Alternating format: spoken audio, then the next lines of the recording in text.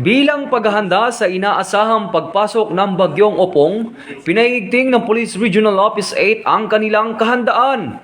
Personal na pinangunahan ni Police Regional Office 8 Regional Director Police Brigadier General Jason L. Capoy ang pag-inspeksyon sa mga tauhan ng Reactionary Standby Support Force at Pro 8 kasama na ang pagsusuri sa kanilang mga kagamitan sa Camp Cangleon, Palo, Leyte. Naglalayo ng pag-inspeksyon na matiyak na nasa maayos na kondisyon at kumpleto ang mga gagamiting kagamitan sa pagresponde sakaling magdulot ng matinding pagbaha o anumang emergency ang bagyo. Kasama nito, sinuri rin ang mga tauhan upang masigurong nahanda sila para sa anumang posibleng search and rescue operations. Ang hakbang na ito ng Pro 8 ay bahagi ng mas malawak na paghahanda ng Eastern Visayas bilang paghahanda sa bagyo.